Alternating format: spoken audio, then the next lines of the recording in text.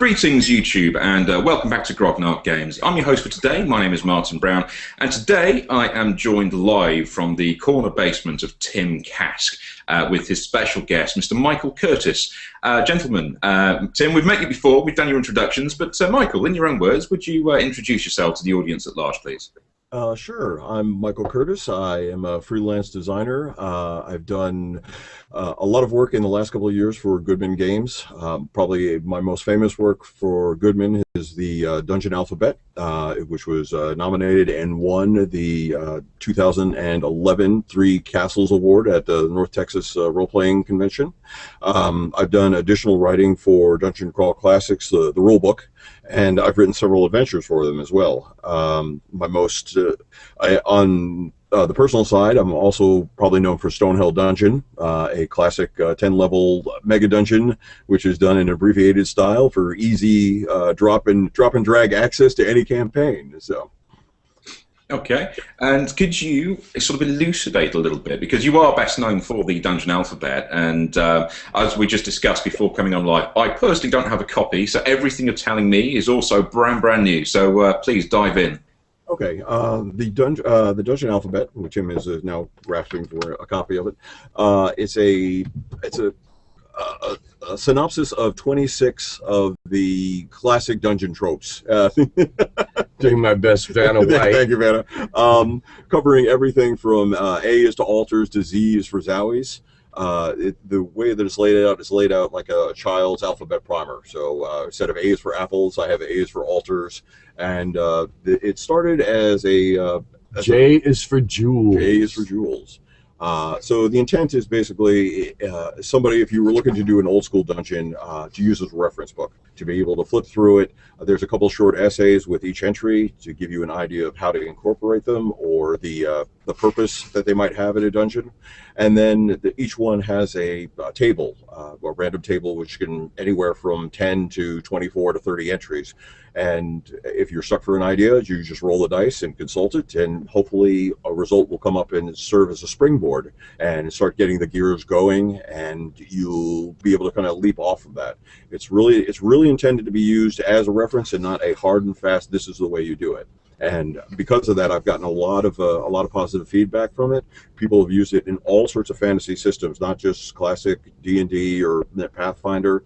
I've had some Hackmaster players have used it. RuneQuest, Elric, pretty much anything under the sun, as long as it falls within the fantasy, genre. It was designed to be system neutral. So I think that leads to some of the popularity. That, and it is filled with great artwork.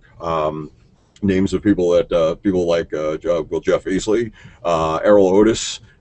We've got Jim Rosloff, and then we have some up-and-comer peoples too. We have Doug Kovacs, who has done basically all the covers for GCC, as well as the cartography for those modules. Stephen Pogue, Peter Mullen. Oh, I should be covering me. Yeah, that's all right. I know I should cover me. I just can't see what I'm doing if I cover me. I'm sorry. It's been quite popular. We're currently in the third printing of the book, and because of between winning the Three Castles Award and the fact that we were all surprised it went 3 printings anyway. I mean, considering when I wrote the book, no one had any clue who I was. I think most people still have no clue who I am anyway. But and I'm trying to change that. I'm doing my best. This is a neat dude. You should know who he is. So we issued, in the third printing, we actually added 8 new entries, and no, we didn't make up new letters to the alphabet, but some great stuff. But we did expand it a little bit, so so now it's actually 34 entries. So. Okay, so Tim, you've got the book in your hand. Yes, if you could open the book at C, and what does it tell us? What does it give us? What mysteries are in the tome of Mr. Curtis? Make sure I get them both. Okay, just want to see. All right, C is for caves. Deep beneath the earth lie pockets of darkness, not formed by the hands of intelligent builders. Often found in the lower levels of proper dungeons, caves are places where nature, in all her strangeness, still reigns supreme. They are the token nod to ecology by the referee, often being home to fungi that serve as the bottom of the dungeon's food chain. That is, when the fungus itself is not feasting upon the other denizens of the dungeon. Good reading, huh, for cold. I read that cold. All right, roll 10. Roll a d10. Oh, let's have a 3. A natural pool is located in this cave. The pool serves as a home for blind albino cavefish and crayfish. There's a 10% chance per dungeon level that the pool has additional properties. See pools. I have a P is for pools. P is for pools. Should we go to pools? P is for pools, okay. Let's find out just what kind of pool you can find completely at random and make up a story about. That's what I loved about this book. All right. And then, pools under the earth. And good stuff here, too. All right, 1 to 10. Give me a number. 7. The pool is sentient. It may speak to the party, answer questions, beg favors, grant spells, etc. Good thing you didn't pick a 3 again. It's a teleporter. So what made you think of writing a book this open-ended? Because this, to me, sounds very, very much like the early products in original D&D, which there were no adventures. Everything was a springboard to something else, to sort of fuel your imagination and act as a catalyst for you to develop your own ideas. So, but what did you have in mind when you came up with this idea and through the writing process itself?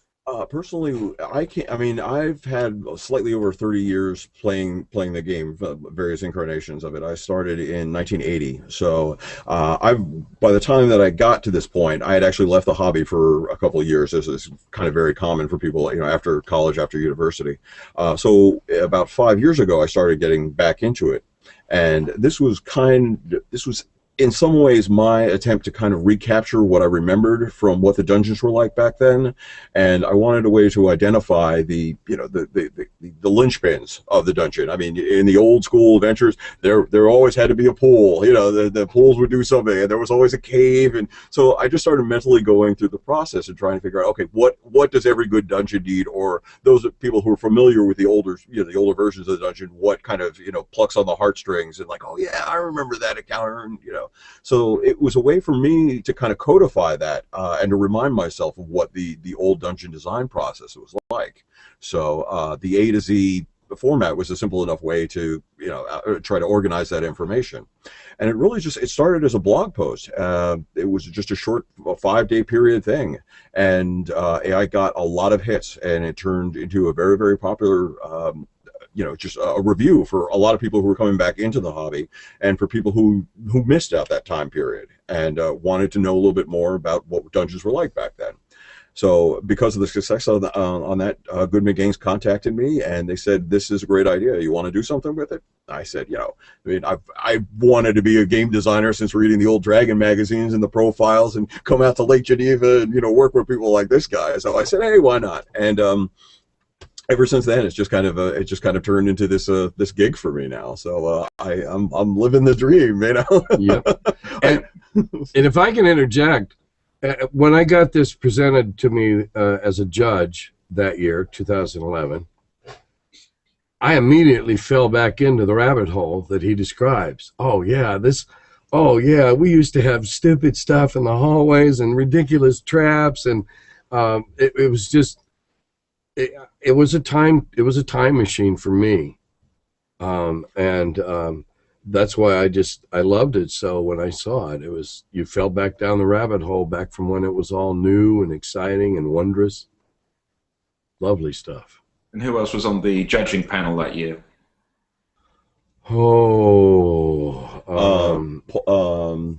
Steve Winter was on it. Yeah, Steve Winter. I don't think Rob was. But was Janelle. Janelle was, yes. Yeah, Janelle was on it, and Steve Winter, and I was. There was 5 all total. Yeah, there were 5 judges. I do not recall. Was Dennis? I have the award back in New York. Yeah. Dennis might have been. Dennis's Story might have been one of the judges, the man who did Bunnies and Burrows. Bunnies and Burrows. Great guy. Now, we're talking about this game in particular, Dungeon Crawl Classics RPG. Now, you've been doing quite a bit of work with these guys, and you've also written a module as well, which I believe Tim also has in his hand, ready to flash out the camera for us. My best ran away. Yes. So, what have you been producing for Goodman Games? I'm sorry, for what was on Goodman? I missed the first part of the question. Sorry, what have you been producing for Goodman Games? What have you been writing, and what's in the pipeline as well? Okay. Well, because of the success of the Dungeon Alphabet, Joseph Goodman knew that I was able to deliver a product, and I had a old school kind of mentality. So I was brought on Dungeon Crawl Classics after the game had already been developed by him and by Harley and by a bunch of the other guys who had been playtesting at this point. It wasn't quite ready for a beta release. So through the course of it, Dungeon Crawl Classics was originally going to be only levels 1 through 5. It was going to be a very concise system, but public demand said, okay, we have to elaborate on this, and Joe said, all right, I'm willing to go to levels 1 through 10. Like, once you hit level 10, really, and that is the old school vibe in a lot of ways. I mean, there was no, we're going to play until we get to level 30. So, so because we expanded it more, we needed to add more spells to it and such. So Joe tapped me to write a bunch of new spells or adapt some of the older ones kind of into this new way of thinking. So that was the majority of my work on that. But while that was going on, Joe said, okay, all right, well, I want you to write an adventure for it as well. And I got an email from Joe saying, okay, all right, I'm going to give you a title and run with it. So the title was A Miracle Was Framed. And that name is probably resounds to a lot of people who remember the first edition Dungeon Masters guys. There's a certain individual, A Miracle the Chaotic, riding down the street causing havoc. So I've always loved the piece, and I said, okay, all right, I'm willing to do this. I mean, if you're just willing to give me the ball and run with it. So it was a great opportunity to kind of touch upon that classic, I guess, a shared touchstone that so many gamers who came up and knew that illustration, and kind of tell the story about what was going on behind that. I also knew it was a stab in the dark because that's such an iconic piece that I know everybody has developed a story beyond that themselves. So I just tried to be true to not only the original illustration, but the parameters given to me, and do something that was Dungeon Crawl Classic X, something that was very much tied into the old Appendix N sword and sorcery type stuff. And the end result is an adventure which I think that Conan or Grey Mouser and Fafford would not be out of place experiencing. So hopefully I'm successful on that. And because of that, I've done a couple more for them. I have a new one coming up called The Sea Queen Escapes, which is the first nautical-themed Dungeon Crawl Classics adventure. So I'm very happy to do, because I grew up along the water, so I got to tap into the seawater in my veins and play with some of those ideas.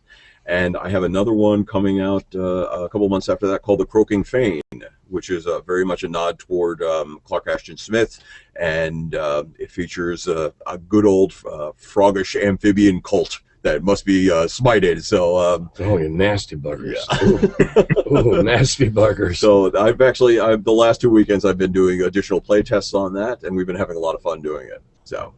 And you guys have been very busy with conventions. You did CincyCon, I believe, recently, and you've got GaryCon next week. What are you guys going to be doing at GaryCon? GaryCon, I'm running, I think, 4 sessions. I'm doing playtests on a new adventure called Frozen in Time, which is a design for, it's either a first level adventure to start off after. In case your viewers don't know, the way that Dungeon Crawl Classics work is part of the character generation system is you just don't roll up one character. You roll up anywhere from 3 to 5 zero-level nobodies. You could be anywhere from a farmer to a dung sweeper or what have you. And the idea is you're tired of this humdrum existence and decide to go out and become adventurers. And your shovel. Right, you and your shovel, your wheelbarrow. Yeah, this. So whoever survives the first dungeon crawl kind of advances and becomes your first level character. So it's interesting. You once you hit first level, you have a little bit of a backstory, and you can look back at your humble roots. So this new one, Frozen in Time, is written to be. It can be either run as a 0-level funnel or a first-level adventure. It's versatile in that way. And since I always like to do something a little bit different with what I write for Goodman, it also can be used to start an atypical sword and sorcery campaign. I won't say too much about that because we're still in the process of playtesting, but it's very, very interesting, and things are not all what they appear to be. So I'll be running, I believe, either session 2 of that. I may be running that as a first level and a 0 level, 2 separate times to give people 2 ways to kind of approach that. I believe I'm also running Croaking Fane as well, another playtest on that, just to give people a sneak peek at that before it actually hits the shelves. And I'll be playtesting another adventure which hasn't been officially announced yet, but it'll be a first-level adventure and dealing with some of the things that Dungeon Crawl Classics really says that we need to be introducing at lower levels. So that looks to be very, very interesting. That has its own little twist on it, which I don't want to reveal yet. So all I can say is that when all is said and done, that the adventure will be looked on either fondly or it may tear playing groups apart. So. And Tim, what are you going to be doing at GaryCon? Okay, well, I'm running several RPG adventures, probably mostly Snake Riders of the Ardondo or Curse of the Weaver Queen, my new one that just came out. I'm also, because I'm classified at GaryCon as one of the old guard, because I worked there way back when, we all run a special game of some sort under that banner. And this year I'm going to judge a miniatures game using a classic TSR set of, well, Gary wrote them actually, called, pardon me, Classic Warfare, which was the first I edited it, and it was my first non-fantasy thing I did. And I've had to go back and read it. I haven't played it in 30 years, so I've had to go back and read it so I don't make a fool of myself. And then I'm doing one special game. They had a special auction last year for charity, and I auctioned off my fedora. And the man who won my fedora got, for what they got for my old sweaty hat, they take it to a table this year. They shake it over the table 3 times, calling my name, and he and 6 of his buddies get a special adventure I wrote just for them. So that was what he got for his charity. So for his charity donation, and we just got done running games this weekend at CincyCon, and last weekend we were in Mansfield, Mass, at Total Con, and it's a very big, very fun con, and he and I were working the same room because all the old schoolers are in one part and the Pathfinder guys are somewhere else, and the RPGA's got another hall. Huge con, 1,200 people, I think, for a winter con. That's really big. So we've just been playing games with strangers and making new friends for the last few weeks, and going to do it again in 2.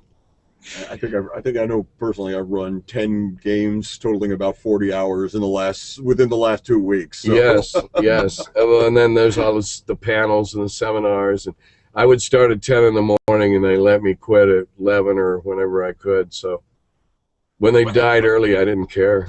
I had extra time off, and I kept my reputation for being a brutal, bloodthirsty, savage, nasty person as a DM. Did you get a TPK this time? I got 3, including a personal best. A personal best. They all killed themselves within 90 minutes. I have run that adventure 8 or 9 times during playtesting and now since it's been published. And in the first 40 minutes, I took a kind of a breather and I said, you guys have done more wrong, bad, horrible things than all the other playtesters put together in the past. It was fun. I don't kill them. I allow them to kill themselves, and they found new and exciting ways and did it in record time. So I had 2.5-hour break. Then my partner got me aside and said, if you let them live a little longer and they like the adventure, they'll go buy it. So then I started giving out things called universal antidotes. Well, that would bring you back from the gates of hell once for virtually anything. So they got to live a little longer. He was right. We sold out on our 2 new releases while we were there after they got to play through it a little longer. But they still died in the end. They just get to play longer. They get their money's worth, and then they died. So, Michael, you're also very, very well known for a mega dungeon called Stonehell. Yes. And I wanted to really ask you about that, because I do have Stonehell, and I have actually read through it. And I really, really, really enjoyed it. And anybody who's watching this, please go buy it. I will put a link down below it's on Lulu, isn't it? Yes, it is. So I'll put a link down below to the product. Could you go into a little bit about Stonehell, how that came about, what the thought process was, and what the end result has been for you? Sure. Dude, sell some copies. Yeah. Well, it's actually funny because the Stonehell Dungeon and the Dungeon Alphabet are actually almost companion books because I wrote the Dungeon Alphabet and was working on Stonehell at the same time. So because the Dungeon Alphabet allowed me to organize the classic what I wanted to do with the Mega Dungeon, it worked kind of hand in hand with the way that Stonehell developed. Stonehell came out of a discussion that was going on at the time in the old school blogosphere. A guy by the name of David Bowen and Michael Shorten had proposed the idea of the one-page dungeon, which was a concept of that, rather than have very detailed dungeon notes, you could effectively fit a single dungeon level on a single piece of paper. And because on one hand, I had grown up reading the tournament modules and all the rest of it, and I developed the nasty habit of writing box text and all the rest of it, and over elaborating every encounter. I was basically trying to devolve my dungeon design. So the one-page dungeon format really kind of hooked me. But even trying to reduce how much I write, I still can get a little elaborate. So I decided, okay, rather than one page, I'll do 2 pages because technically, a page is, front or back. So, so that was the general idea of how I wanted to develop it. Semantics. Yeah. So it's laid out in quadrants. So each level has about 4 different quadrants representing the the cardinal points on the compass, and the details of each room there's just enough to give the referee an idea of what to run with, and the dungeon key itself fits on 2 pieces of paper. And then there's 2 pieces of paper which just kind of gives you an overview, and that's where I squeeze in new monsters, new spells, new treasures, funky different little rooms because I enjoy little funky subsystems and random tables, it gives me a little more space to work around. So it's still, the book is, I think, 120 something pages, and it's within those 120 pages, I think, including the history and the background stuff and rumor tables and all like that, I think we cover 770 rooms. I think it introduces 30-something new monsters, some new spells, some new magical items and everything. So we cover a lot of ground in a very short amount of time. And for me, the personal thing that I enjoy about it so much is because it is detailed with just the kind of the highlights or the important talking points. Everybody who runs it slightly differently. I've even had the honor of playing in my own dungeon several times, and it's interesting to see people do with the kind of the streamline or just the outline of an idea that I lay down. Where they take it. So, so the first book is levels, well, actually the exterior, the surface level, and then the first 5 beneath that. And I am currently hammering away on the second book, the long-delayed sequel, which will cover levels 6 through 10, and I will then be able to put the final period on Stonehill Dungeon until people pester me some more, and then the next supplement comes out at some point. Or you hit magma. Yeah, you go down so low, right. you hit magma. Actually, I've gone past magma. Oh, okay. So from a referee's perspective, Michael, what's your, and from a writer's perspective, what is your gaming philosophy? My gaming philosophy is, actually Tim and I, this is one of the reasons Tim and I get along so well, is because we actually share a lot of that.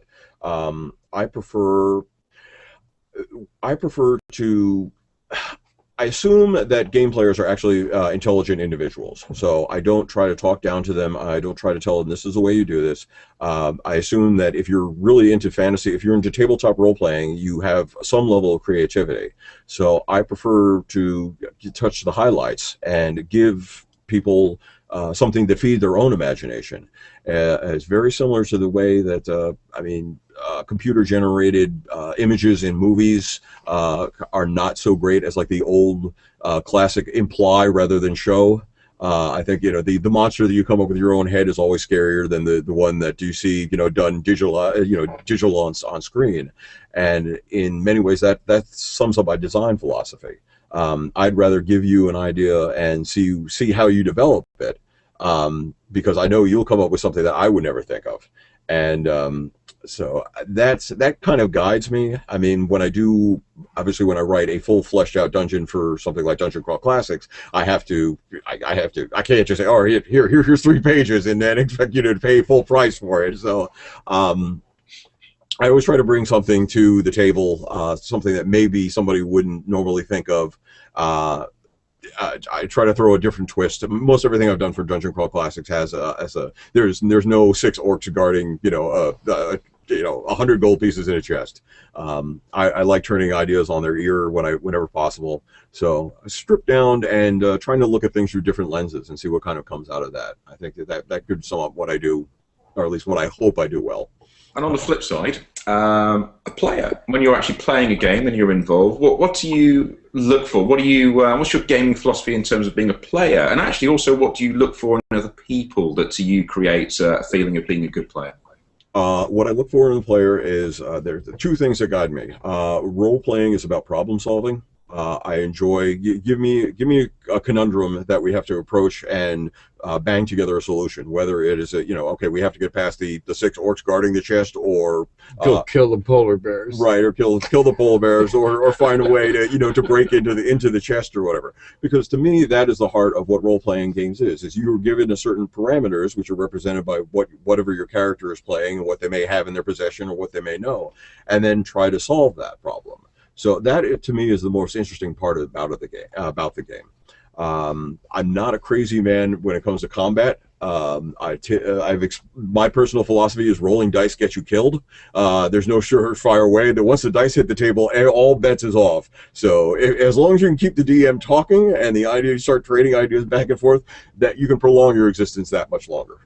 So we'll see if that philosophy works. I'm actually playing in one of Tim's games at GaryCon. So we'll see if that philosophy works or not. Well, and he played in one of my games last year at GaryCon and became legendary.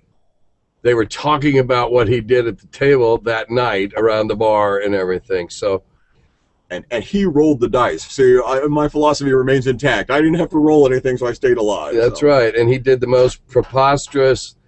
We both like to wing it. In fact, we did a seminar last year at Texas about winging it. Gonzo Gaming, we called it. And they were facing a TBK, and there's these enormous polar bears, and he's a dwarf. And I said, you better find something there, because it's, And so he took a potion, and he giant strength, and he went out, and I had a mechanic. That's another thing. We like making little sub-routines, except I'm not a programmer, but I understand the terminology. And so I had the polar bear grabbed you. How do you get out? He says, I'm going out and grab the polar bear and kill him. So I reversed the routine. And somehow, preposterously, he did it. Killed them both. So by that night, he was Sigurd Bearbreaker. Not the greatest example to demonstrate my unwillingness to roll dice or hate combat and solve things using my mind, but a dwarf goes out and kills 2 12-foot polar bears. Sometimes those are legend. That's the kind of adventure that becomes legendary. But you asked about who I enjoy playing with. I enjoy playing with other problem solvers, but I'll play with anybody, to be quite honest. I'll give anybody a shot if we're having it. You never. That's the greatest thing about doing these conventions, because you meet all sorts of people. And we were talking about this too. Is that playing games is one of the great.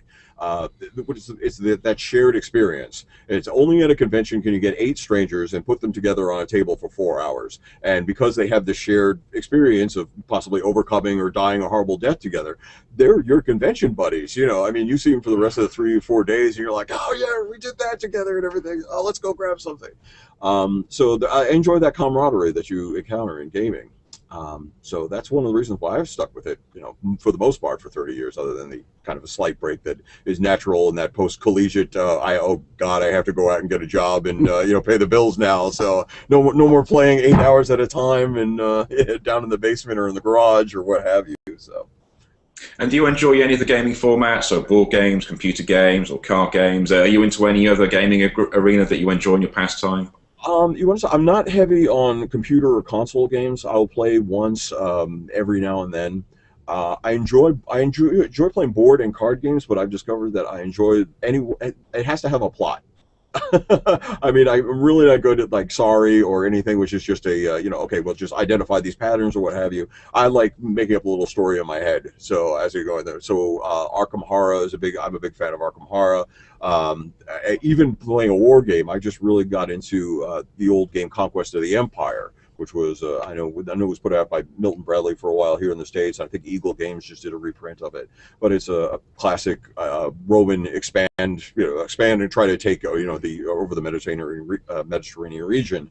I just played a game of that, I guess, a couple of months ago, and I had more fun playing the Minister of Propaganda for my side, and I lost a whole bunch of troops at sea, and the Numidian Minister of Propaganda announces that they were lost in a horrible hurricane, and they weren't sunk by the fiendish Hispania or anything like that. So give me anything, and I'll as long as I can have some goofball fun with it or make up a little story in my head, I'm happy doing that. Cool. You gave us a movie analogy a little bit earlier, which I thought was quite fitting, as you did have a very brief stint behind the camera as well. So would you care to divulge what you were doing? Behind the camera? Well, you weren't being filmed, except when you were in a bear suit. Well, yeah. Tim's been telling tales. Tim's been telling tales. Well, I didn't want him to think you were an actor. No, I'm definitely not. There was a period during, I guess, 2001, 2002, I was actually out in Hollywood working for a production company, and I was doing grunt work behind the camera. And we were doing a remake of it was an old American television series called Gentle Ben, about a young boy and his friend the bear out having their adventures. So we shot a remake of it, and one day while we were on the set, the director, Mikey, come here. I'm like, okay, what do I do now? Go down to wardrobe, get the bear suit. I'm like, I happen to be the biggest guy on the set, so every now and then they needed a bear, and they zipped me up in a big black bear suit and put a bear hat on my head, and oh, Mikey, go stand in the bushes, or Mikey, we're gonna go drop a stuntman on you, and that was my movie career. Isn't that great? Isn't that great? Where else but in gaming can you run into people that have such amazingly interesting episodes in their life? Is there some sort of subconscious link between Gentle Ben and what you were doing to the bears in Tim's game? He did kill it with a hug. I killed it with love. That's what I did. Yeah. No, I hadn't thought about it. Well, I didn't know about the bear thing at that time. Yes. And now apparently more people will know about it. Oh, yeah, the whole world is... You were Gentle Ben's stand-in. I have an affinity for the guy in the rubber monster suit ever since that time, so... I think that's pretty much about the best place to leave it. Guys, do you have any other comments? Do you have any other comments you'd like to answer, any upcoming projects or anything? Go ahead. No, I was just thinking that any autographs I sign in the near future are going to be very, very interesting. Yes. Well, you have a paw print. Yeah. In fact, I may have one of those as a stamp. What are you doing next? Well, yeah, we're going to Gary. We're going to Gary Con. Then we go to Texas 2 months later. I know we'll see each other in 10 days in Lake Geneva for Gary Con. And then I thankfully have 2 months off of the what we're calling the Dungeon Crawl Classics World Tour 2013, and it's the World Tour is the same way that the World Series is the World Series. Unfortunately, due to shipping issues and travel cost, our World Tour is combined to the continental United States. But we are getting out, and we're encouraging people to run Dungeon Crawl Classics in their local game shop. Goodman Games is offering some swag for those people who do it. We're doing it kind of as a faux 1970s rock and roll tour. So we're having tour t-shirts made up, and if you run a couple of games, you can get a roadie t-shirt. We're giving out some belt buckles.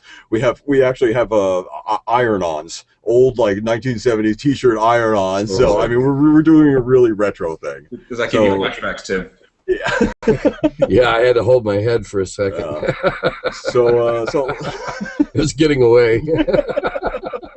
So luckily I have 2 months off, and then I'll be at North Texas, and then in July I'll be at 2 conventions in the East Coast, in New Jersey and Connecticut, and then Gen Con. Yes, and we'll be at Gen Con, the biggest game convention in North America. Mm-hmm. So, so I think I'm hitting 8 cons this year. So, I'm looking forward to actually after we wrap this up. I think we grab a flight to eat, a bite to eat, and then it's all. I take him to the airport. So I get to go home and sleep in my own bed for a change. So. And you know, I'm working on Eldritch stuff. I'm working on Gygax magazine that we've just started hitting the public with it, and they're getting their copies. And I've sold a handful. I'm in that. Yes, he's in that. Yes, he's in that. And I even sold a handful at the CincyCon. We sold a bunch out in TotalCon. So I've got plenty of irons in the fire. And then my travel, and then my wife and I are going to go in April. We're going to New Orleans for a few days. Never been there. So busy. Excellent. Gentlemen, thank you very, very much for your time. Michael, wish you all the best. And as I said to everybody earlier, I will be putting all the links down below in the video description section. Do check them out. Do go have a look. I highly recommend Stonehell Dungeon. And Dungeon Alphabet, as I said before, I've not read, but having gone through some of the sections, I think I certainly need a copy for my library. So I highly recommend it. I highly recommend it.